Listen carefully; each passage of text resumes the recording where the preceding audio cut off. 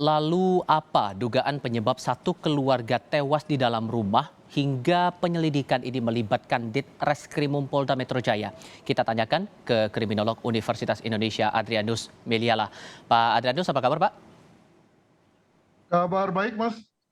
Eh, Tampaknya pihak kepolisian punya tantangan yang cukup besar untuk mengusut kasus ini. Anda setuju atau punya analisis lain soal ini? Ya enggak lah, kan TKP-nya di situ, lalu korbannya juga sudah meninggal. Artinya tidak banyak hal yang berubah ya, yang merupakan faktor-faktor pengganggu. Jadi lebih kepada bagaimana didalami saja analisisnya untuk kemudian sampai pada kesimpulan. Jadi langkah-langkah yang Anda lihat dari pihak penyidik sendiri untuk mengusut kasus ini sudah tepat atau masih ada hal lain yang tampaknya harus segera dilakukan sampai ketemu puzzle demi puzzle untuk bisa terlihat begitu benang merah dari kasus ini? Saya kira mungkin yang paling menentukan adalah hasil dari otopsi ya. Cuma ya apa yang disebutkan oleh kepolisian bahwa pada lambung para korban tidak ditemukan tidak ditemukan sisa olahan makanan, demikian juga otot-otot mengecil tanda dehidrasi, itu mungkin tidak semua. Ada lagi hal yang juga menentukan, tetapi tidak dikemukakan oleh kepolisian pada saat ini. Nah, mungkin ada satu strategi dari kepolisian, mungkin dalam rangka agar jika memang kematian dari keempatnya itu dilakukan oleh pihak lain, maka pihak lain itu lalu kemudian tidak atau belum curiga terkait dengan hasil otopsi yang tidak diinfokan seluruhnya oleh kepolisian. Begitu. Ada beberapa temuan yang didapatkan polisi, mulai dari bungkus makanan sebelumnya sudah ditemukan juga kapur barus, lalu juga bedak di sana. Dari 3 benda yang ditemukan ini sebetulnya polisi apakah bisa mendapatkan beberapa hal detail sehubungan dengan kasus ini atau mungkin sebetulnya tidak ada sangkut pautnya dengan kasus ini? Analisis Anda? Jadi kalau kita memakai analisis bahwa terjadi situasi pelaparan, itu istilah satu, membuat orang dilaparkan hingga kemudian meninggal, maka kembali pada bahwa polisi menyatakan bahwa rata-rata kematian dari mereka sudah terjadi 3 minggu lalu, padahal masyarakat sekitar baru saja sekitar 5 hari ya menciumi bau yang tidak enak. Artinya ada 25 hari di mana para korban sudah meninggal tapi tidak tercium baunya. Nah, ada 2 penjelasan dalam hal ini. Pertama, kelihatannya karena semua pintu jendela sudah ditutup, sehingga kemudian suhu menjadi kering ya, alhasil kemudian bau terjebak di dalam, terperangkap di dalam rumah, ditambah lagi dengan hal-hal yang tadi dikatakan, itu semua adalah hal-hal yang bisa menekan ya, atau bisa memerangkap bau agar tidak kemana-mana. Itulah yang menyebabkan lalu kemudian bau tidak terasa oleh masyarakat sekitar. Alhasil di pihak lain jenazah menjadi mengering. Nah, yang mau saya cermati adalah bahwa apakah memang hal ini memang suatu upaya dari pelaku pembunuhannya misalnya, untuk membuat orang lain tidak curiga, atau ini bagian dari ritus, bagian dari satu kelengkapan upacara bagi orang-orang yang memang punya satu cara berpikir, berkeyakinan yang agak ekstrim, yang saya dalam beberapa media saya katakan sebagai memiliki kecenderungan apokaliptikal ya, ingin mati, ingin segera meninggalkan dunia karena ingin segera datang atau sampai kepada dunia nirwana, begitulah kurang lebih yang mungkin saja dialami oleh mereka. Begitu. Jadi motifnya ini memang disengaja begitu untuk dibunuh atau bagaimana? Ya Anda tahu, tetapi yang dalam hal ini saya punya 2 teori tadi. Teori pertama adalah teori bahwa mereka bukan kelaparan tapi dilaparkan, artinya ada mungkin 2 orang, 3 orang yang sengaja ditutup aksesnya untuk kemudian tidak makan hingga mati. Nah, kemudian ada pertanyaan, lalu yang 2 yang lain atau 1 yang lain itu gimana? Kenapa harus mati juga?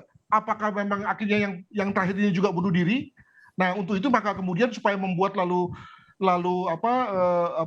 bau tidak kemana-mana. Sebelum yang ketiga atau yang keempat ini mati, maka kemudian dipakailah hal-hal tadi.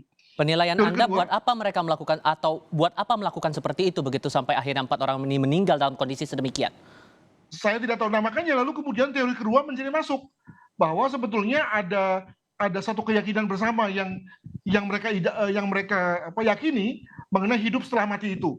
Ya, mungkin sekali misalnya dari keempat orang itu 1-2 diantaranya tidak meyakini, maka dipaksa untuk kemudian mati bersama. Ya, jadi kalau kita membayangkan apa hari-hari sebelum kemudian mereka menemui kematian. Sampai kondisinya sekarang dari tim liputan kami juga mendapatkan informasi belum ada tanda-tanda pihak keluarga membawa keempat jenazah ini dari Rumah Sakit Polri. Anda mencermatinya bagaimana soal ini? Nah, itu kan wajar karena belum ada clearance atau izin dari kepolisian, mengingat kepolisian masih membutuhkan jenazah tersebut, ya, in case misalnya harus diadakan otopsi ulang atau misalnya ditemukan preparat ya di lokasi yang kemudian lalu mau dicek ini berasal dari tubuh yang mana, maka kemudian polisi belum memutuskan untuk dikremasi. Sebab sekali dikremasi tentu tidak mungkin lagi hal-hal itu dilakukan kan, maka kemudian polisi lebih bagus menunda. Jadi tidak ada kaitannya, kalau Anda melihatnya ini tidak ada kaitannya dengan menjawab motif di balik matinya keempat orang ini di dalam satu rumah ini?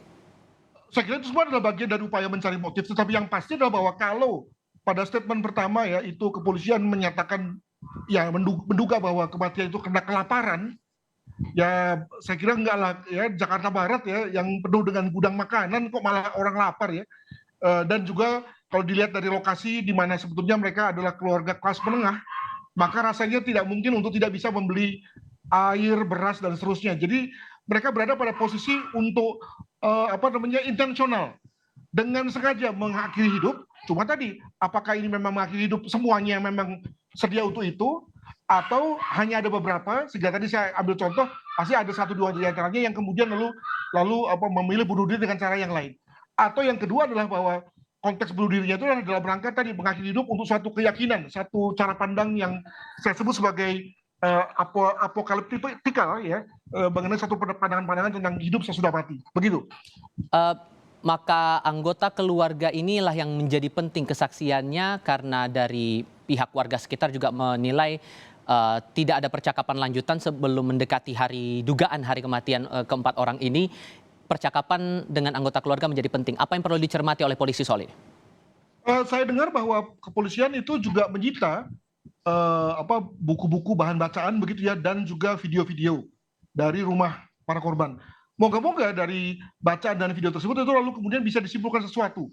Sebab misalnya kalau memang mereka benar adalah pengikut satu aliran yang ekstrim ya, maka tentu akan terefleksi dari jenis bacaannya ya, jenis video yang kemudian mereka tonton, sehingga mungkin dari situ lalu kemudian inspirasi untuk mengakhiri hidup itu menjadi muncul ya dengan cara seperti ini.